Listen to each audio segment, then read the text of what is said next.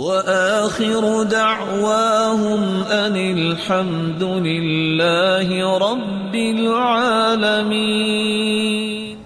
انسان کے دل میں جو اچانک سے سوچ آتی ہے نا، اس کو خاطرہ بولتے ہیں۔ کیا بولتے ہیں؟ اگر یہ بری سوچ دوبارہ آ جائے تو اس کو تردد بولتے ہیں۔ کیا بولتے ہیں؟ کتنی چیزیں ہو گئی؟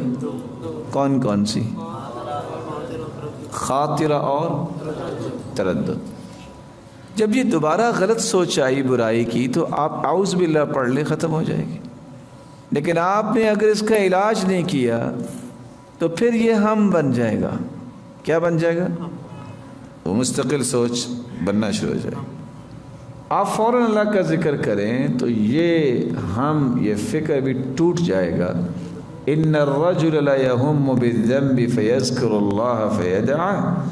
ابو بکر صدیق رضی اللہ تعالیٰ عنہ فرماتے ہیں، بندہ گناہ کا فکر اس میں پیدا ہوتی ہے، جب اللہ کا ذکر کرتا ہے تو اللہ اس کے فکر کو توڑ دیتے ہیں، گناہ نہیں کرے گا۔ پھر اگر آپ یہاں بھی اللہ کا ذکر نہیں کرتے تو پھر یہ وسوسہ بن جائے گا۔ کیا بنے گا؟ پہلی چیز کیا تھی؟ خاطرہ، اور دوسری تردد، اور تیسری ہم، اور چوتھی الذی یوسوس فی صدور الناس۔ اگر وسوسہ آئے تو اعوذ باللہ من الشیطان الرجیم پڑھ لیں۔ وَإِمَّا يَنزَغَنَّكَ مِنَ الشَّيْطَانِ نَزْغٌ فَاسْتَعِذْ بِاللَّهِ۔ اعوذ باللہ من الشیطان الرجیم پڑھے، وسوسہ دور ہو جائے۔ اگر آپ نے یہ کام نہیں کیا تو پھر یہ وسوسہ آپ کا ارادہ بن جائے۔ کیا بن جائے گا؟ ارادہ بن جائے۔ پھر انسان پلاننگ کرتا ہے، میں ایسے برائی کروں گا، یہ کروں گا۔ آپ یہ ارادہ بھی توڑ سکتے ہیں۔ کیسے توڑ سکتے ہیں؟ نیا ارادہ کر لیں کہ میں نہیں کروں گا، اللہ کا ذکر کر لیں۔ اس نیت اور ارادے کو اگر آپ نہیں توڑتے اور اچھی نیت اور ارادہ نہیں کرتے تو پھر یہ آپ کا عزم بن جاتا ہے۔ کیا بن جاتا ہے؟ خاطرہ، تردد، ہم، وسوسہ، نیت اور ارادہ، اور پھر عزم۔ اب میں نے برائی کرنی ہے، آپ اللہ کا ذکر کریں، یہ عزم بھی ٹوٹ جائے گا۔ اگر آپ اس چھٹی بات پہ کنٹرول نہیں کرتے تو پھر یہ بات آپ کی زبان پہ جاری ہو جائے گی، یہ قول بن جائے گا۔ کیا بن جائے گا؟ آپ نے برائی کی بات کر بھی لی ہے، توبہ کر لیں، وضو کریں، 2 رکعتیں پڑھیں، اللہ معاف کر دے۔ لیکن آپ پرواہ ہی نہیں کرتے کہ میں کیا بول رہا ہوں تو پھر یہ آپ کا فعل بن جائے گا۔ کیا بنے گا؟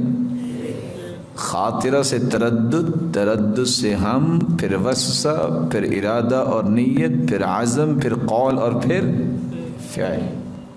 آپ گناہ کرنا چاہتے ہیں تو اتنا کر لیں، کوئی حرج نہیں، جتنا آپ کے جسم میں سزا سہنے کی طاقت ہے۔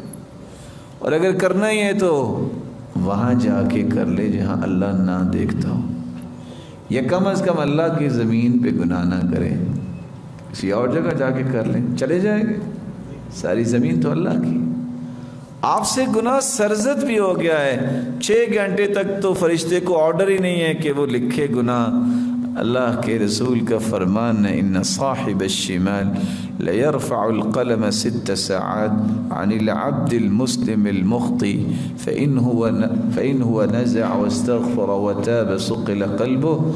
بندہ جب گناہ کرتا ہے تو 6 گھنٹے قلم لے کے فرشتہ کھڑا رہتا ہے۔ اللہ فرماتے میرے فرشتوں، اگر 6 گھنٹے کے اندر اس کو کچھ شرم حیا آ جائے، یہ توبہ کر لے تو بغیر لکھے ہی میں نے اس کو معاف کیا، لکھو بھی نہیں۔ لیکن یہ پھر بھی اگر باز نہیں آتا، توبہ نہیں کرتا، گناہ کر بیٹھا، تو 9ویں درجے کی طرف منتقل ہو جائے گا، یہ اس کی عادت بن جائے گی۔ کیا بن جائے گی؟ عادت بدلنا بڑا مشکل ہوتا ہے۔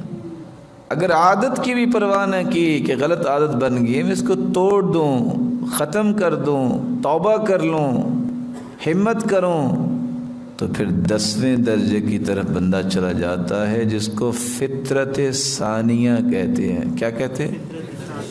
فطرت اولا۔ پہلی فطرت کیا ہے کہ ہر بندے کو اللہ نے مسلمان پیدا کیا ہے، اور دوسری فطرت کیا ہے؟ جو آپ برائی کے ان سارے درجوں سے گزر کے جائیں گے، پھر آپ برائی میں ماسٹر بن جائیں گے۔ اللہ تعالیٰ معاف فرمائے، جس کی فطرت برائی کی بن جائے بہت مشکل ہے۔ آپ نے سنا ہوگا کہ پہاڑ ایک جگہ سے دوسری جگہ منتقل ہو سکتا ہے لیکن فطرت نہیں بدلتی۔ تو کہاں سے شروع ہوا یہ کام؟ خاطرہ، پھر کیا بنا؟ تردد، پھر کیا بنا؟ پھر وسوسہ، اور اس کے بعد ارادہ اور نیت، پھر عزم کے بعد قول، اور قول کے بعد فعل، کے بعد عادت، اور عادت کے بعد فطرت۔ آپ کو یاد رہنا چاہیے میرے معزز بھائیوں، یہ چیزیں آپ کو فائدہ دیں گی، اور یہ زندگی کے ہر فرد کی بات ہے، صرف ایک بندے کی بات نہیں ہے۔ ہر ایک کے ساتھ ایسا ہوتا ہے۔ اکیلے بیٹھ کے سوچئے گا میں اس وقت کس درجے پہ ہوں، جو میں نے سوچ رکھا ہے برا کام کس درجے پہ ہے، اس کا علاج بھی ساتھ کیجیے گا۔